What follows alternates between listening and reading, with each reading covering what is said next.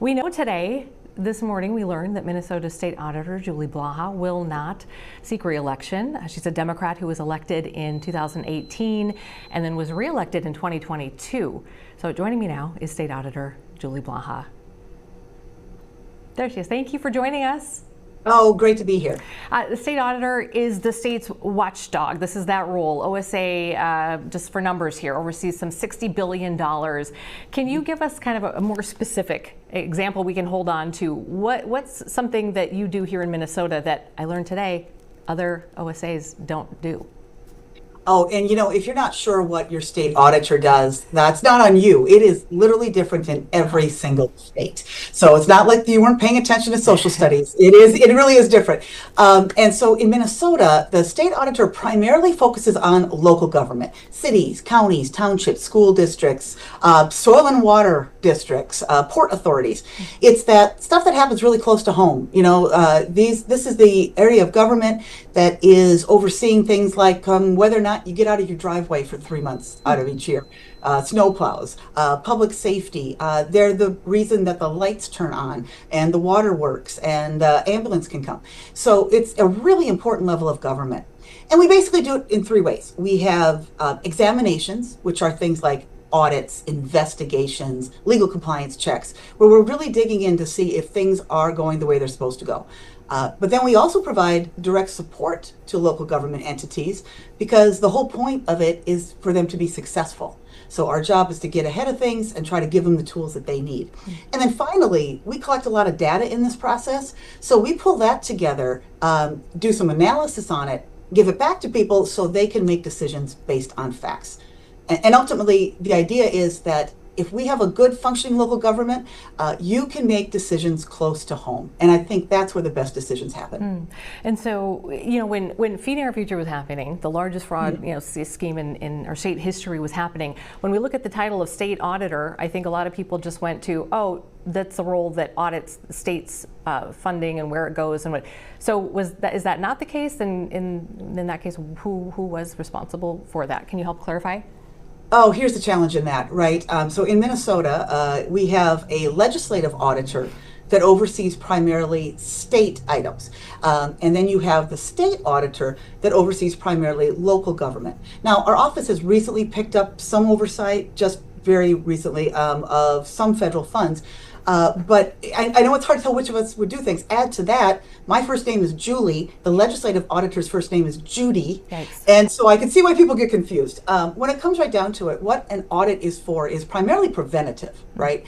You're getting in there to check and see, do you have the systems in place to catch problems, and are you going to work those systems?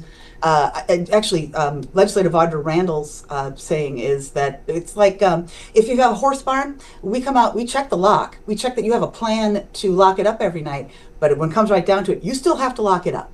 You still have to get out there each night to keep the horses in the barn. And so our job is primarily preventative. Okay. And with us, we also have just a different level of government. But at some point, Feeding Our Future did cross your desk, though. Is that right?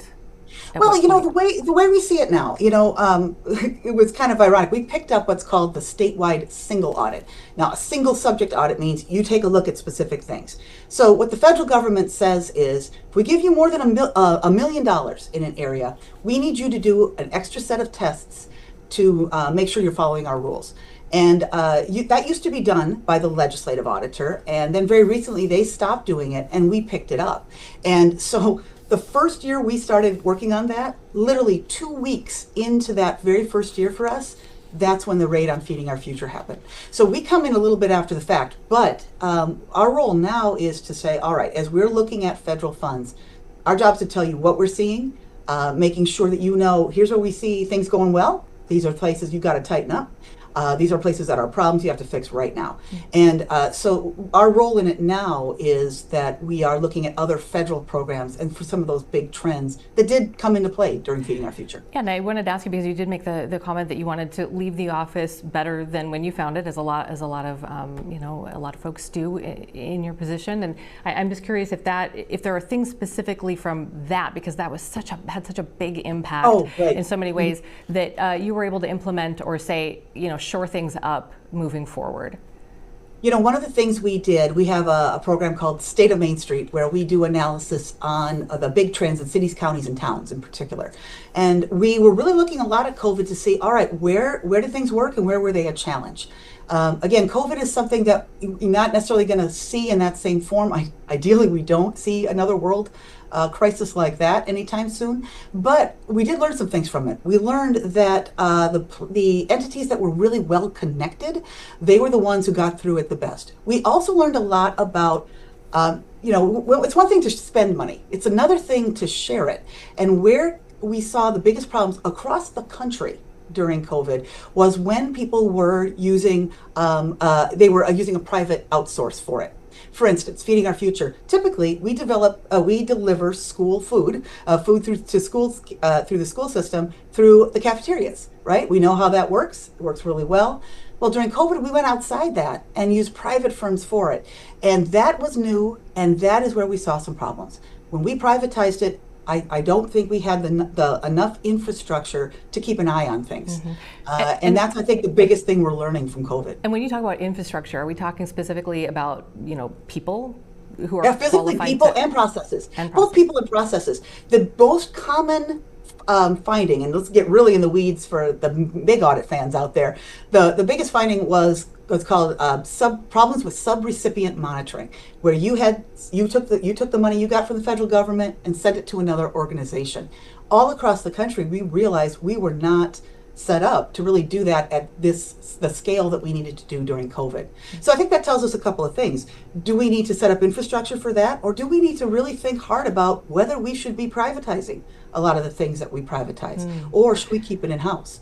If you look at the frauds that we're talking about in the last few years, virtually none of them were done by public employees. They're done by the private firms that we contracted with.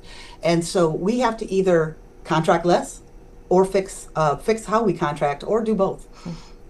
And I wanted to ask you too, because I just remember some of our recollections of you in the last, 6 to 8 months or so have been, we've taken here on All Day live Zoom calls that you have had and participated in. Thank you for sharing that. I really appreciate that. You guys have been there paying attention. Yeah. And for folks who don't know, so you got together with other, state auditors who now we're learning had maybe different roles, but came together and talked a little bit about some of the concerns that you had as a new administration was taking over. And so can you walk us through some of, and I know obviously your local government here, you're overseeing the local government, but what were some of your concerns, and now moving forward as you're going to be sunsetting here out of this position, what are your concerns moving forward? One of the things I've seen throughout my last 7 years here, but really seeing now is the idea that chaos is really costly. When we've noticed with the Trump administration coming in and just upsetting the apple cart, sometimes just for the sake of change, not for any particularly good reason, well, that really, really cascades down on all of us. If you are going to cut off FEMA, well, I don't know how your township is going to be able to put away enough money in case they have a major tornado. When we see them cutting SNAP benefits, well, that's going to affect your hospitals, that's going to affect your grocery stores, it's going to affect your local farmer, as much as it's going to affect people who are have insecurities around food. So what we're noticing is that I don't think that the Trump administration is really being honest with itself about how this is affecting us locally. Because when it comes right down to it, the local level is going to have to pick that up. We're not going to, I don't think as Minnesotans, we're going to stand at an emergency room door and just say, I'm sorry, you need to go home to die. We don't do that. We're not going to look a 6-year-old in the eye and say, I'm sorry, you don't get to eat today. We don't do that. And so we have to try to recreate these federal programs, and it's going to be less efficient if we have to do it all across, reinvent the wheel all across the country. And it's going to eventually roll down onto our property taxes, which is also a less kind of progressive way to handle this.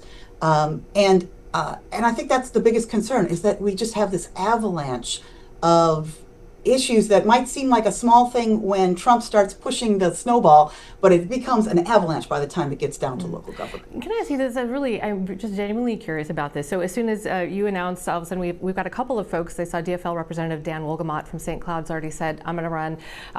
Ben Trier, former mayor of Fergus Falls, I just saw on social media, he said that he's going to launch a campaign as well. I don't know if you knew that.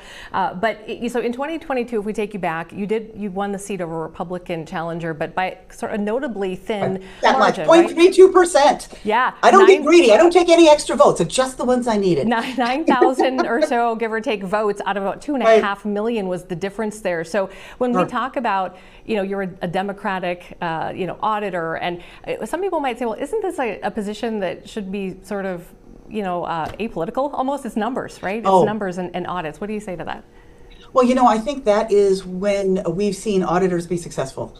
And what's great about having that local focus is a lot of times that the work that I do is inherently non-political, because the red team and the blue team haven't yet carved up all the territory at the local level. They haven't necessarily taken a position on roundabouts. They haven't taken a position on the water treatment plant. They haven't taken a position on how you're going to handle the feral cat problem, or some of these very, very, very local, very concrete things. So if you're doing your job well, you are going to inherently be less political, or less partisan, I should say, than other positions. And so yeah, it would be great, but I think we have to be honest. The reality is, if you're going to run a large campaign, you know what? The party system is just part of it. You're not going to be able to get away from that. And people could say, I'm going to run nonpartisan, but frankly, that partisan structure is so deeply embedded. And also, there are genuine differences between how Republican and Democratic auditors have handled this role. We've seen with Republicans, we've seen more kind of a gotcha. I'm here to show you why government doesn't work. And with Democrats, we're more likely to be, hey, I'm here to make government work. I want to make sure that that local level that is so important, especially in divisive times, is effective. So I think that there are partisan differences between how we approach the work. Yeah, Republicans, just because they're not here to defend themselves, may say, well, gotcha might have worked maybe a little bit better in feeding our future or something like that too. So I just want to, fair. Again, we'll talk about that. But ultimately, if we're not, if we're going to wait till after the fact and try to catch people and make political points out of it, that's going to cost all of us more money than if we can get ahead of it and prevent things. You'll notice you see a lot fewer issues coming out of local government, and some of that is because we're very close to the issues, and we've done some really good prevention work. Do you think that you'll continue to serve Minnesotans in some way, shape, or form politically after this? Well, this is my first, and really this has been my only elected position I've ever had. I've worked as a union leader, I've worked as an educator, I've worked as just a general nerdy person that was into the numbers. And so my thing is, in these next few months, to figure out where I'm needed. I'll go where I'm needed. As the times shift, where can I be most effective in making Minnesotans' lives better? And that's what I'll be looking for. Haven't made any hard, fast plans yet, but just looking for where am I needed. Can I put you on the spot a little bit? Do you think Governor Walz will run again? Oh my gosh. See, now here's one thing. I don't bet. I go to Las Vegas every year and I go hiking because I don't gamble. And so, no, I am not going to guess. A big part of my job is being disciplined enough not to guess and wait till I have the facts. So I'm not saying anything either way.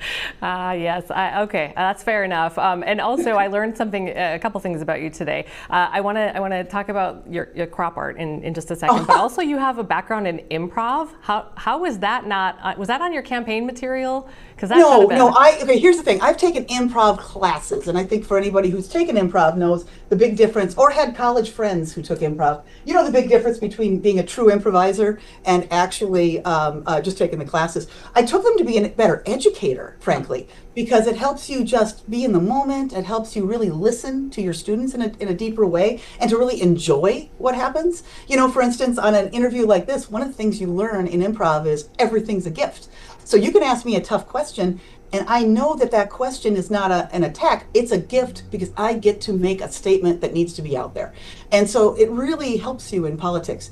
But nobody's ever paid to see me do improv. I've never done it on a stage. I've only taken the classes. And when it comes to crop art, I do have one of my pieces here. Very proud of this. I said I was a bean counter, so I'm going to count back.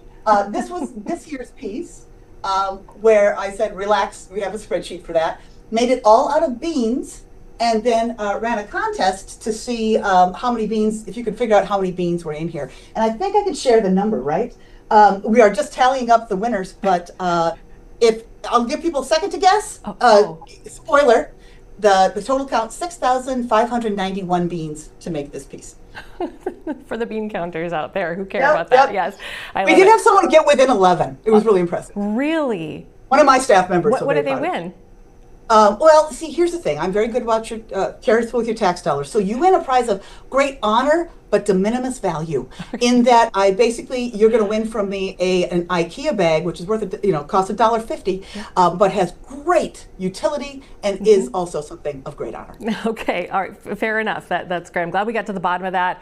Had to ask you the hard question on that as well. And just wanted to say you're not done yet, right? You have some time left. No. You're going to be in that position till January of this next year. And so as we kind of wrap our time together here, I'm curious what you were really going to be focusing on in that time and the messaging that you want to send to Minnesotans now and then for whoever they end up voting for next time around. We've been talking, Feeding Our Future gets a lot of attention. A lot of these other issues do. But when it comes to local government, the biggest risk on the horizon for local government is, frankly, workforce shortages. It is the difficulty in finding qualified people to do the books for local government and to find people either in my office or private firms that are able to do the audits. Right now, 75% of all certified public accountants could retire today. We're not necessarily going to be able to hire our way out of that, pay our way out of that. We're going to have to do some other things and really look at restructuring to make sure that everything we're doing in accountability follows risk really tightly and is really focused on exactly what we need to deal with having a shortage of workers out there.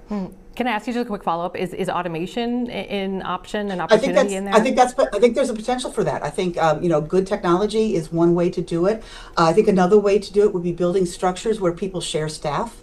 If you have to you want someone to do 10 hours of accounting for your township, it's going to be hard for you to find it. But maybe if you group together with 20, you all can get a team of 5 that serves your whole group. And I think looking at cooperative structures, looking at technology, and also making sure that the type of examinations we're doing really fit the risks that you're feeling. That will also help cut that workload down.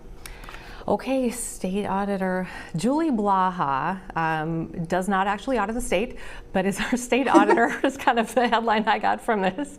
So thank you for your time and your candor and just being willing to come on and chat with us. And again, you're not done yet, so we look forward to maybe talking to you again as there are other issues that come up that we have questions about.